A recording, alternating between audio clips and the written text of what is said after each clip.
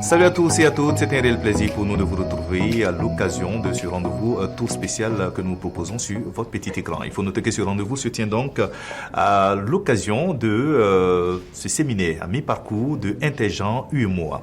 Il s'est agi donc pour les participants pendant 48 heures de passer en revue et d'analyser surtout quelques données selon le genre, de maîtriser la perception de l'incidence du CIC et de ses retombées pécuniaires sur la situation économique de la femme, sa participation à la prise de décision au sein des ménages, son implication dans la vie communautaire. Et c'est d'ailleurs sur ce thème et sur ces différents éléments que nous allons retrouver le professeur Fulbert qui va donc recevoir ses invités sur le plateau à l'occasion d'un panel et ils vont changer autour de tout cela. Moi, je vous retrouverai dans la deuxième partie donc de ce plateau spécial pour la suite de votre programme. Sans plus tarder, donc, je vous laisse en compagnie de Flaubert Mbiekop. Il est spécialiste principal du programme CRDI et c'est lui qui assure la modération de ce panel. Le commerce, c'est bien.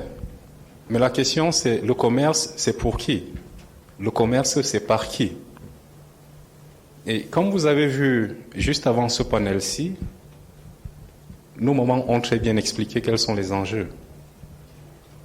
Nous avons une proportion significative d'acteurs économiques qui vivent de ce commerce intracommunautaire. Nous ne parlons pas de biens qui sont importés d'ailleurs pour être vendus dans la sous-région, non. Nous parlons de biens qui sont produits au Burkina, qui sont vendus au Togo. Nous parlons de biens qui sont produits au Sénégal, qui sont vendus en Côte d'Ivoire. Donc la production locale par des acteurs locaux, qui est éventuellement commercialisée par des acteurs locaux, pour satisfaire les besoins locaux. Donc, la question est celle-ci. Si nous sommes dans une logique de dynamisation des échanges entre nos pays, entre nos États, comment est-ce que nous nous assurons que dans ce processus-là, les femmes qui constituent plus de 50% de la population tirent profit des opportunités qui sont créées? Donc, voilà, mesdames et messieurs, en quelques mots, ce que nous allons discuter en 30 minutes environ. Et je voudrais commencer avec Dr Barbara de la commission de l'UEMOA.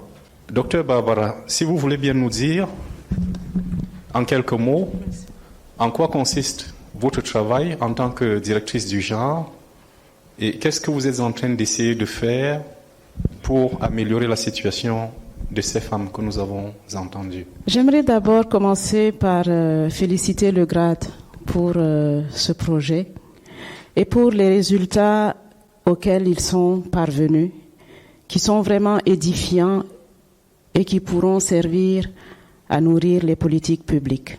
Alors mon rôle en tant que directrice du genre à la commission de l'UEMOA, c'est d'œuvrer à ce que le genre soit pris en compte dans l'ensemble des politiques sectorielles.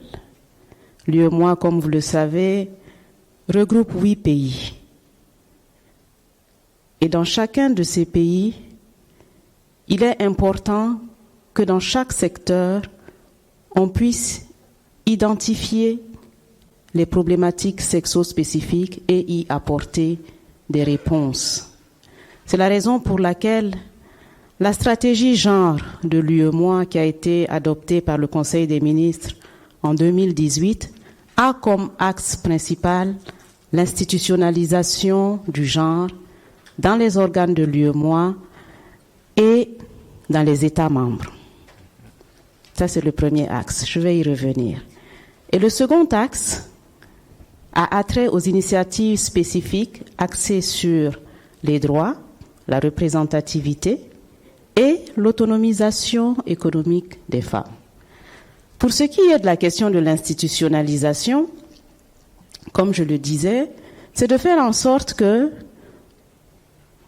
le genre soit pris en compte dans tous les secteurs de planification d'un État. Et comment faire?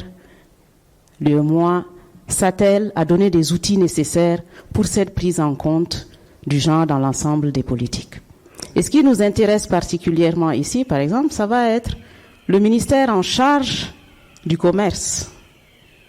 Qu'est-ce que le ministère en charge du commerce doit faire en matière de genre pour que l'ensemble des politiques commerciales puissent tenir compte du genre? Lorsqu'un État décide, par exemple, de promouvoir une certaine filière, c'est de savoir que derrière les produits qui sont promus, il y a des acteurs. Quel est l'impact différencié du commerce sur les hommes et sur les femmes? Ce sont ce genre de questions que nous nous attelons à adresser, mais il faut admettre que c'est encore difficile parce que la sexospécificité a du mal à pénétrer les autres secteurs, surtout celui de l'économie. Le genre ne pénètre pas la prospective macroéconomique. Nous sommes toujours, lorsque nous parlons de genre, à parler de droits de la femme, de violences basées sur le genre, alors que le genre, en fait, pour vraiment changer la condition des femmes, doit aller dans la planification des politiques publiques. Là, pour le commerce, le genre doit intégrer les pratiques commerciales. Le ministère en charge du commerce d'un État peut être enclin à intégrer cette question du genre. Mais comment faire? C'est souvent la question qui se pose. Et souvent, nous manquons de données. C'est la raison pour laquelle je félicite cette initiative-là, parce qu'elle donne des données factuelles. Il y a des évidences empiriques qui permettent de nourrir la réflexion. Nous parlons de zones de libre-échange continentales.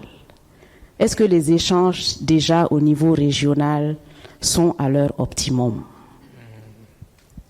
Quels sont les acteurs de ces échanges?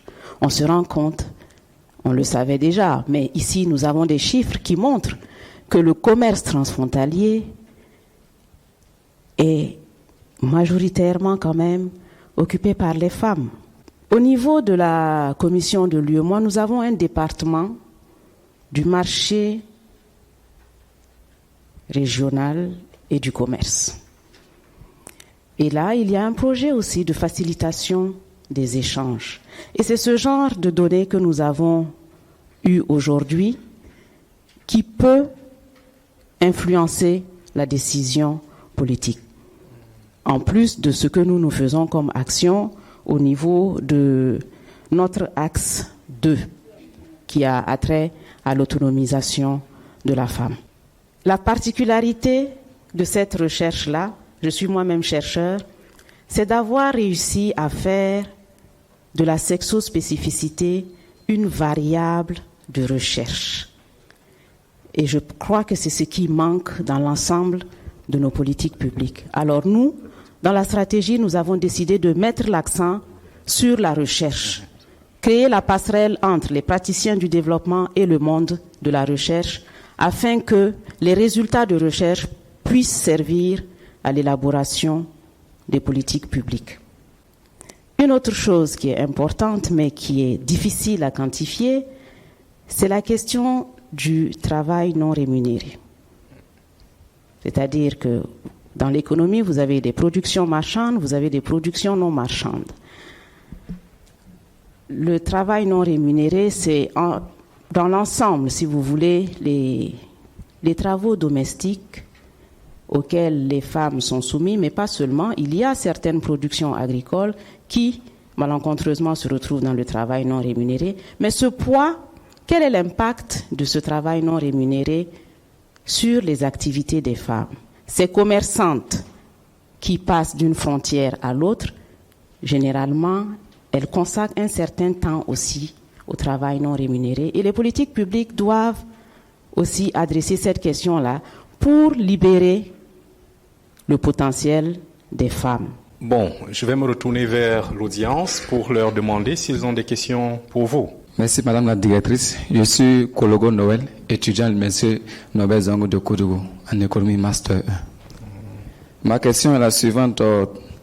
Vous avez parlé tout de suite de la question du travail non rémunéré dans les ménages. Et votre cri de cœur, c'est que les autorités puissent se pencher sur ces questions.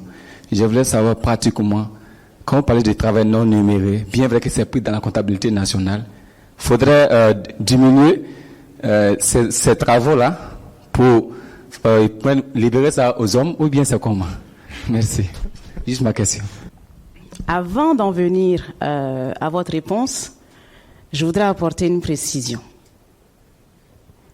Lorsque l'on parle de ce travail non rémunéré, tout de suite, on pense à les travaux domestiques, la répartition hommes-femmes.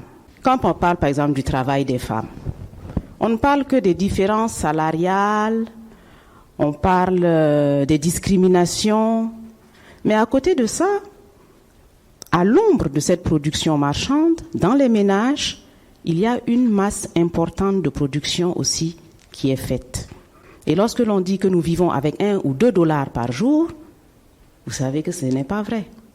Pourquoi ce n'est pas vrai? Parce qu'il y a ces productions non marchandes qui élargissent l'assiette de consommation.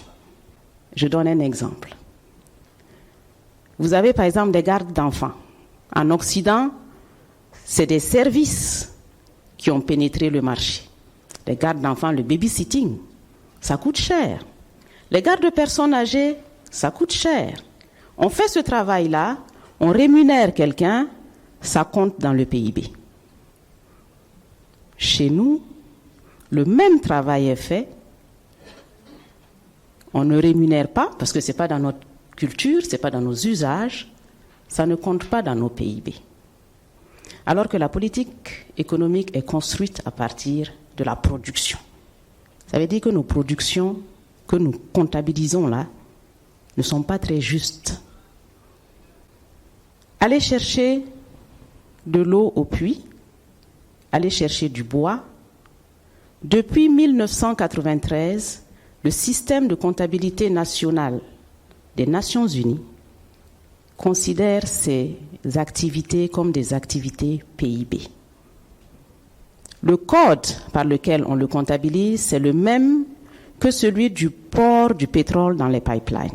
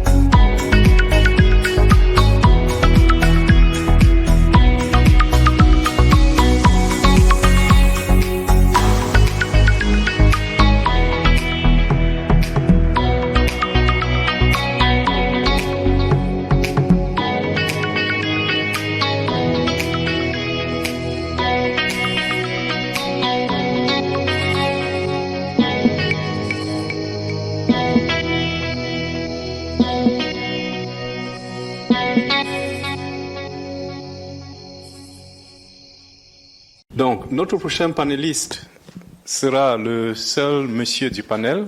Vous avez entendu les premiers éléments qui ressortent de la recherche que le GRAD est en train de conduire.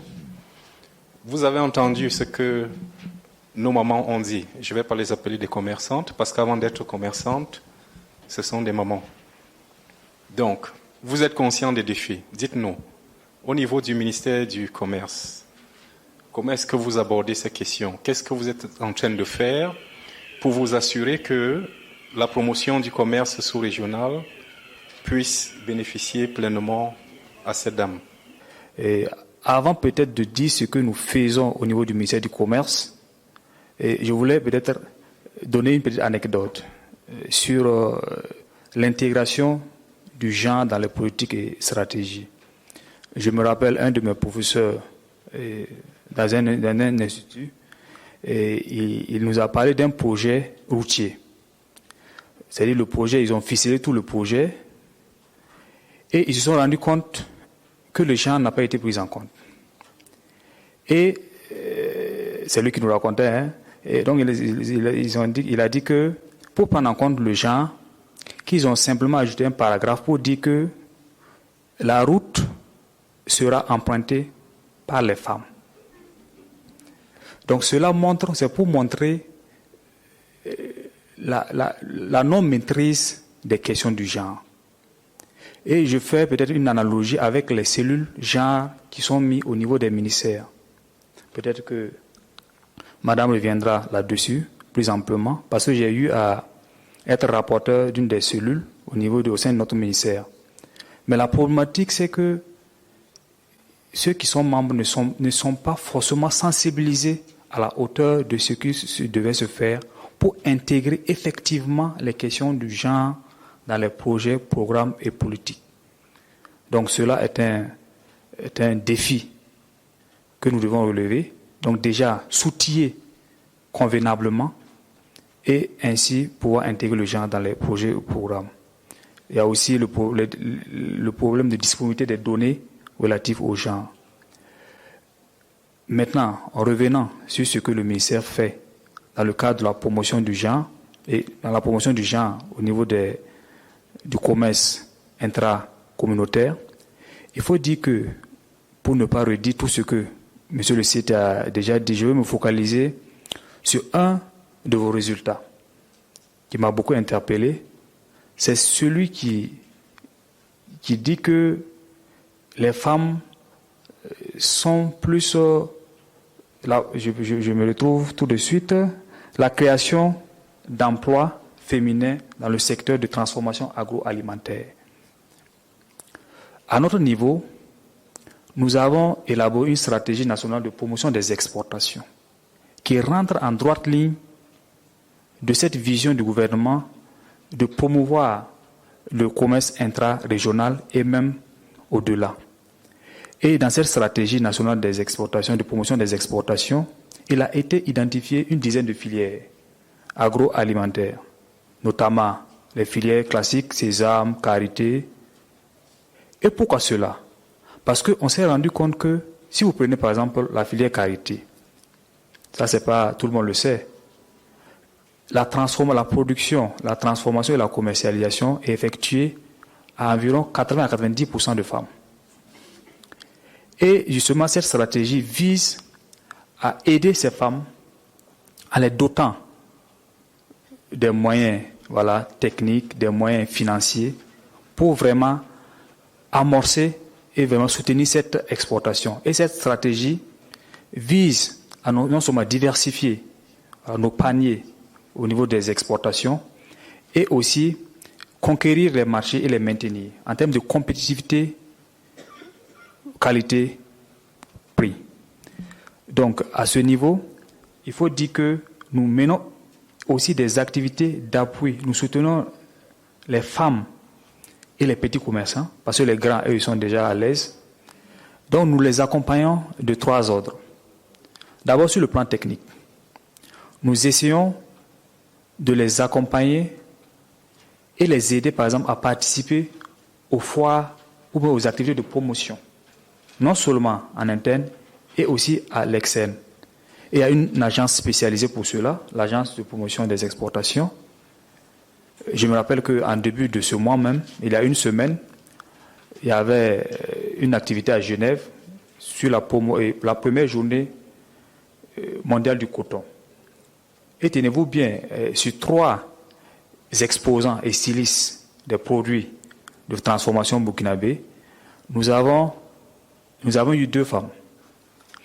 C'est pour dire que nous mettons, les plus hautes autorités du ministère mettent l'accent sur cette frange de la population qui mérite un accompagnement spécifique. C'est vrai que nous aussi nous en voulons, mais la femme, c'est le couteau suisse. Voilà.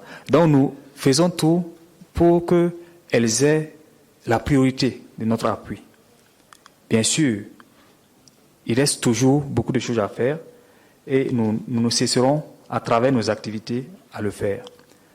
Aussi, au niveau de la promotion de la transformation industrielle du coton, par exemple, le Faso d'Anfani. Tout le monde est au courant de ce qui se fait autour du Faso d'Anfani, non seulement la certification, la labellisation. Tout cela, c'est quoi? Parce que nous savons que ce sont des produits qui sont, j'allais dire, féminins. Ça, il n'y a pas de débat. Nous savons que c'est la femme. Et à chaque occasion, je le dis, hein, c'est grâce aux femmes que, actuellement, quand nous mettons nos pains traditionnels, peut-être ici, ça ne se remarque pas beaucoup, mais à l'extérieur, les gens, c'est fortement apprécié. Tu ne peux pas t'habiller en façon d'enfant tissé par nos braves mamans à l'extérieur sans que quelqu'un ne t'approche de soi pour témoigner que, en tout cas, il est intéressé par la tenue. Donc cela nous permet de reconnaître ce que les dames font et aussi nous menons ce que nous pouvons pour les accompagner. L'appui matériel, le conseil technique l'a relevé à travers la mise à la disposition non seulement mise à la disposition des tisserandes, les tisseuses ou les métiers à tisser plus précisément pour augmenter la production en termes de quantité et de qualité. Il y a aussi la mise, nous accompagnons aussi les PME, PMI. C'est de ça il s'agit. Et ça se fait sur tout le territoire, à travers nos directions régionales. Tout ça, c'est pour mettre l'accent sur la production la production et la transformation des produits burkinabés. Je ne suis pas contre les autres, nous ne sommes pas contre les autres spéculations, mais l'accent doit être mis sur ça. Et ça me permet de réagir un peu. Hein. Ce n'est pas pour justifier, c'est pour donner quelques informations sur maman qui s'est plaint que depuis plus de 2 mois, on ne peut plus importer du sucre. En fait, cette mesure a été prise, c'est une mesure exceptionnelle. Elle est exceptionnelle. Il y a un gap entre ce que nous produisons et ce que nous consommons. Donc, ce gap-là est connu. Donc, qu'est-ce qui se faisait? On donnait des autorisations spéciales d'importation pour combler ce gap. Mais il arrive à un moment donné où la société, la Socico, qui est le 2e employeur après l'État, faisait face à une mévente, une grande mévente. Qu'est-ce qu'il faut faire? Donc cette mesure a été prise, si vous lisez bien, ça a été dit de cette façon transitoire, ponctuelle, pour permettre de résorber un peu le stock et après, nous allons pouvoir importer. Donc, c'est une occasion. Je profite de vous inviter à consommer notre sucre. Pour l'instant, madame, allez chercher le sucre du Socico. On va manger. Vous allez mettre ça à notre disposition. Nous allons consommer. Par la suite, on sera obligé d'importer. Ne vous en faites pas. Essayez les ceintures, ça va aller. Donc, c'est un peu ce que j'avais à dire au niveau de la transformation agroalimentaire. Donc, nous reviendrons tout à l'heure sur l'intervention de monsieur. Le temps de permettre à Madame du ministère de la Femme de faire sa contribution. Vous avez écouté les présentations de ce matin, vous avez écouté nos mamans, vous avez entendu Dr Barbara de la Commission. Dites-nous, au niveau du ministère, comment est-ce que vous essayez de travailler avec les autres ministères, compte tenu du fait que les questions de genre, finalement, ce n'est pas simplement l'affaire du ministère de la Femme ou du ministère du genre, mais comme on l'a entendu, il y a des questions de sécurité, il y a des questions liées à la douane, il y a des questions qui tiennent de la stratégie commerciale du gouvernement. Donc, à votre niveau, comment est-ce que vous essayez d'améliorer la situation de la femme burkinabé? Et donc, je tiens d'abord à féliciter le GRAD pour leur étude et les résultats. Et je pense que c'est visionnaire ce projet et ça permettra d'avoir des éléments concrets qui pourront booster l'impact du commerce intracommunautaire pour les femmes. Ok, donc par rapport à ce que le ministère fait pour les femmes, je pense qu'on a beaucoup de mesures qui ont été prises. Ok, là je vais juste parler de deux mesures, deux projets, le PIAF et le FAF. Donc je commence d'abord par le FAF parce que nous savons que les femmes représentent plus de 50% de la population. Et le développement d'un pays est basé sur le travail, la productivité et la possibilité de transformer les ressources naturelles.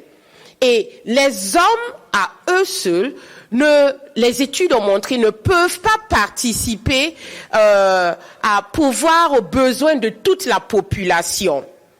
Et de surcroît, booster le développement d'un pays. Nous avons totalement besoin des femmes. Et nous aimons prendre l'exemple dans une famille, s'il y a que l'homme seul qui travaille, ça sera assez pénible. Mais si la femme travaille, la femme contribuera à soulager tous les effets au niveau de la famille et à participer à la création de richesses dans la famille. Et si l'on veut voir, peut-être la majorité des hommes ici sont peut-être habillés par leurs femmes ou voilà. Donc les femmes contribuent énormément et doivent être prises en compte. Ok.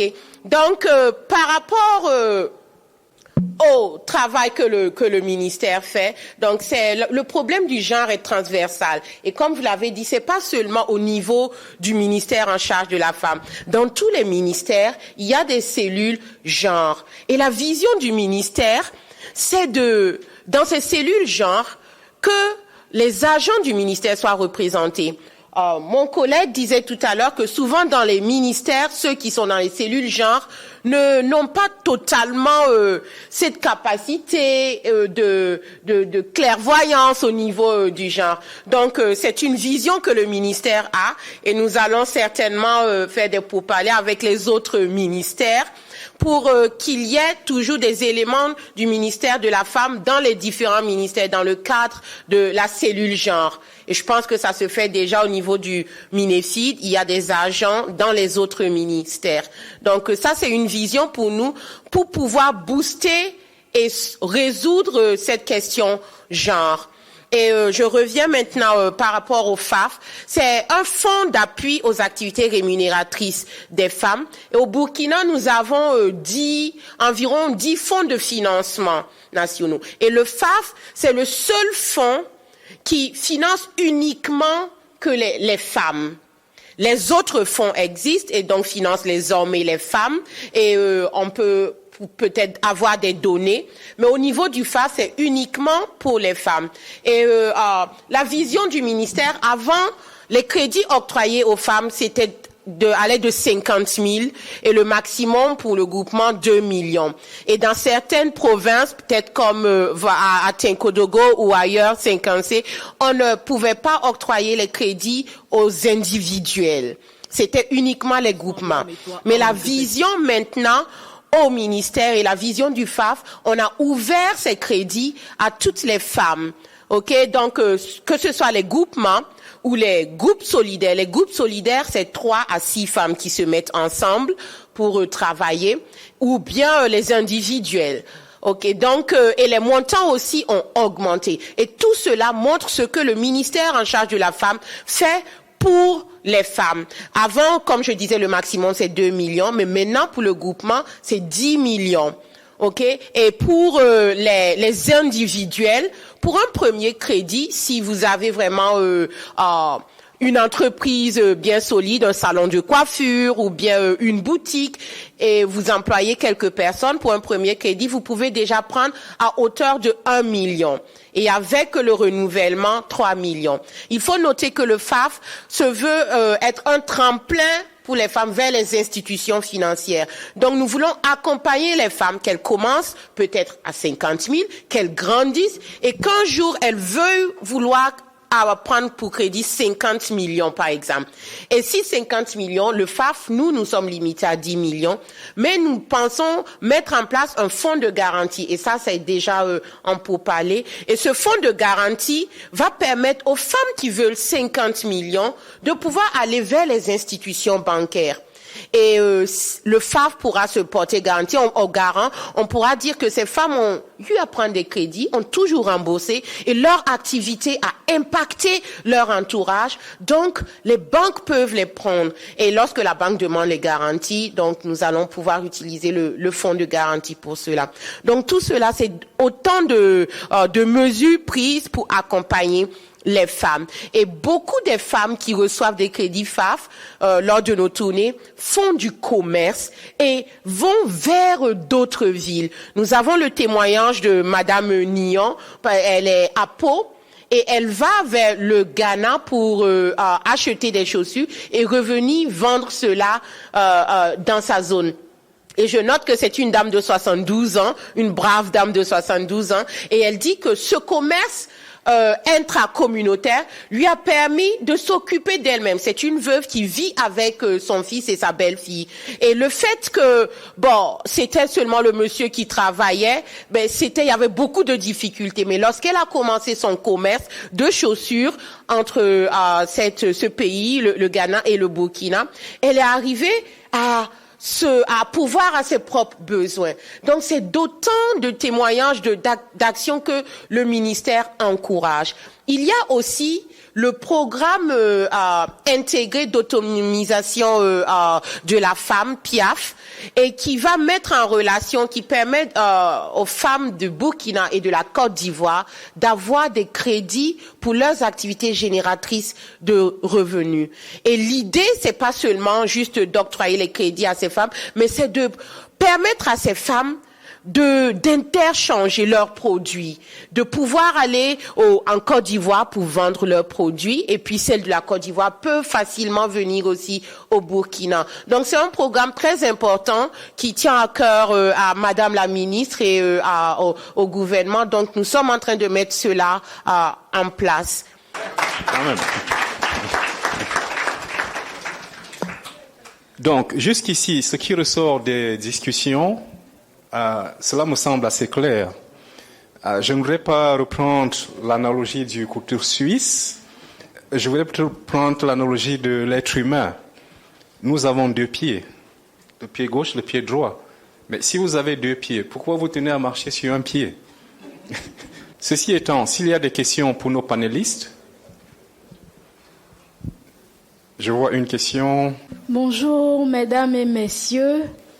Ma question, étant donné que j'ai 2 spécialistes devant moi, je voudrais savoir l'idée selon laquelle les femmes remboursent plus les crédits que les hommes, si c'est vrai.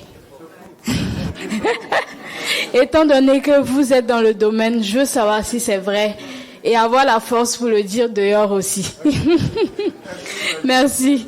Donc, je vais partir rapidement à la question croustillante. Est-ce que les femmes remboursent mieux que les hommes? Au FAF, ce que l'on peut dire, c'est que vraiment, les femmes sont de meilleures payeuses. Elles paient, elles remboursent mieux. Et c'est ce que j'aime à le dire. Donc, bravo aux femmes battantes. Et pour des données concrètes de janvier 2019 jusque-là au 17 octobre, nous avions octroyé 9 milliards 347 millions. Et le remboursement qu'on a reçu durant cette période est de 9 milliards 377. Donc, ça veut dire que c'est important. C'est pas certainement celles qui ont eu le crédit cette année, mais celles qui ont eu l'année dernière ont remboursé. Je m'adresse d'abord aux représentants du ministère en charge du commerce, industrie et artisanat. Vous avez beaucoup parlé de l'accompagnement en termes d'outillage des métiers à tisser aux femmes. J'ai eu la chance d'effectuer mon stage à la direction régionale du commerce à Koudougou, où le thème portait sur l'efficacité dans la transformation au niveau des PME. Et j'ai remarqué qu'en fait, après avoir doté les femmes ou même les entreprises, c'est-à-dire les PMI de métiers, il y a un manque de suivi. On donne par exemple 50 ou 30 à 50. Après cela, le ministère a signé et paf, ça c'est fini. J'ai une dame que je marche beaucoup avec elle parce qu'elle transforme les produits locaux, mais elle dit qu'elle a acquis une machine, mais elle n'arrive pas à exploiter cela. Et c'est resté, c'est là-bas comme ça. Ça occupe même tout l'espace, elle ne sait pas comment faire. Il faut les vendre, il faut faire quoi? Peut-être ce que vous dites, c'est un cas isolé. Sinon, vous l'avez peut-être remarqué lors du discours, on a eu plusieurs projets au niveau du ministère, notamment dans la filière mangue, dans la filière sésame, et les données que le conseil technique a présentées, c'est suite à l'évaluation, à la fin du projet, l'évaluation qui a été faite, qui permet de faire ressortir le nombre d'emplois créés, les gains du projet. Mais ce qu'il faut noter aussi, comme vous le savez, un projet, ça a un début et ça a une fin. Et le projet, l'objectif du projet, c'est d'accompagner, c'est donner un coup de pouce aux acteurs pour les permettre de s'émanciper, de voler de leurs propres ailes par la suite. Donc, si lorsque le projet est fini et qu'il n'y ait pas un projet complémentaire, souvent les acteurs pensent qu'on les a abandonnés, alors que ce n'est pas le cas. Donc, je n'ai pas les détails du cas spécifique dont tu parles, mais je crois que dans notre stratégie d'intervention, on accompagne les acteurs jusqu'à un certain niveau pour leur permettre vraiment d'aller de leurs propres ailes. Donc, comme on le disait tout à l'heure, on a une très belle surprise pour vous et c'est une prestation musicale. Une prestation musicale avec une artiste qui est un véritable talent de notre musique, véritable icône de notre musique. Elle voyage à travers l'Afrique et à travers le monde également pour véhiculer son message et surtout partager avec vous un art. Aujourd'hui, vous le savez bien, le slam est une musique aujourd'hui de prédilection des jeunes et elle s'exprime à travers ce style musical. Pour la petite histoire, pour les hommes dans la salle, elle n'a pas encore trouvé l'homme idéal. Je pense qu'elle va vous le dire tout à l'heure. Accueillons donc Malika, la Slamazone. Femme, que fais-tu sans l'homme et toi, homme, que fais-tu sans la femme? Ainsi à moitié handicapé de ta puissance.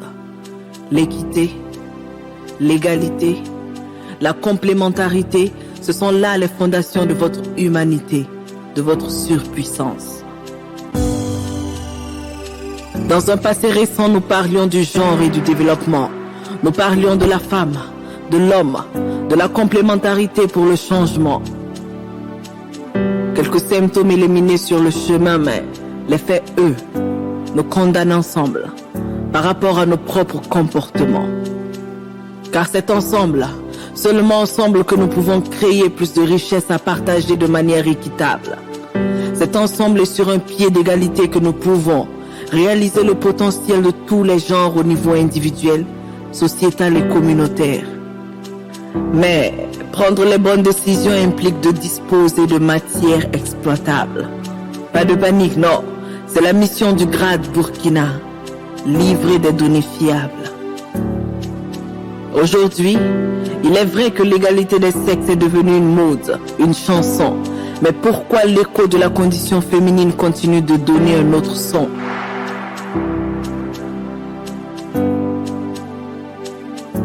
J'ai mon mot à dire, à la prise de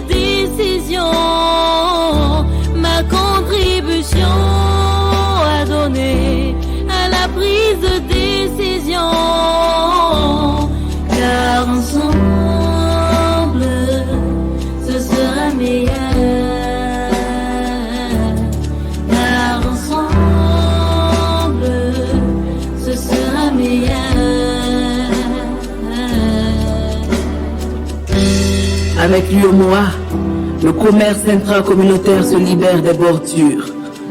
Mais pour les commerçantes, la précarité, les préjugés sexistes, elles, perdurent.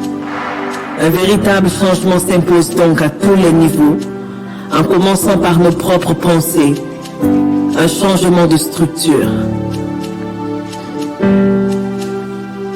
Femmes, hommes, c'est ensemble, et seulement ensemble que nous pourrons construire un nouvel ordre d'intégration qui libère le potentiel de tous les genres. Un monde qui donne les mêmes chances et qui profite à tous les genres. Un monde où, en définitive, elle ne sera plus une question, la question du genre. Moi, je crois en toi. Je crois à ton engagement et à ta prise de position. L'équité, c'est la clé des futures générations de politiques d'intégration. Et oui, c'est un fait. C'est un fait, ce sont elles, les femmes, qui créent les richesses des nations. L'homme sans la femme, le développement sans le genre, un genre de marche sans évolution. L'équité, l'égalité, la complémentarité, ce sont là les fondations de votre humanité, de votre surpuissance. Ma contribution à donner à la prise de décision, car ensemble, ce sera meilleur. Car ensemble, ce sera meilleur.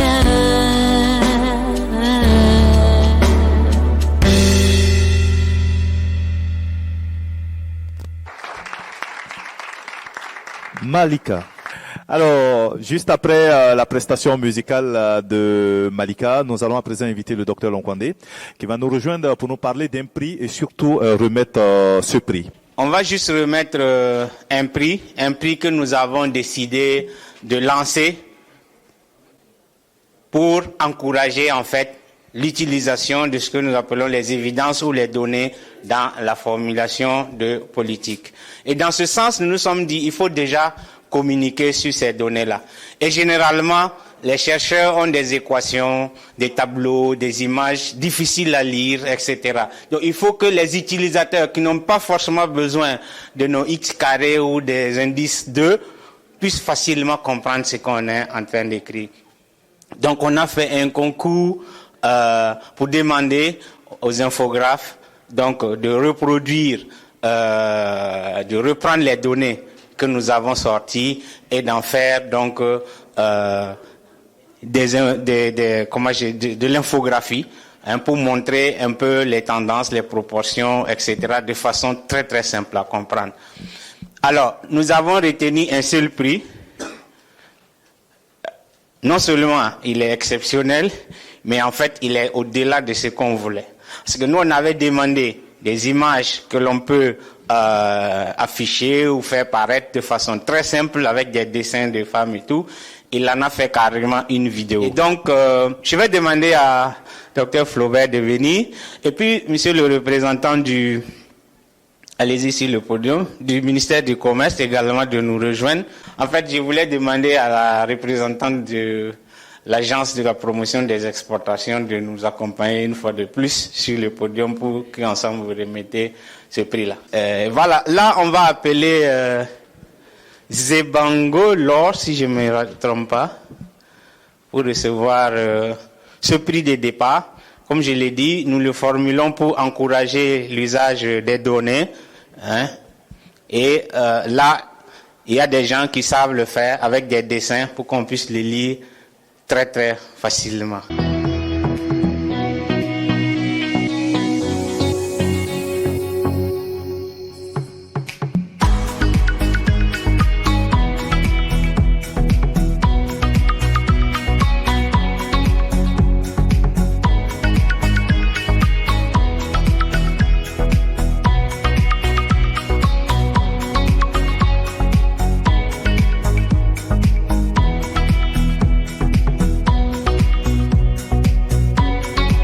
Ainsi donc s'achève cette émission spéciale de l'atelier donc à mi-parcours de Intergenre UEMOA. Merci de nous avoir suivis, c'était un réel plaisir. À la prochaine.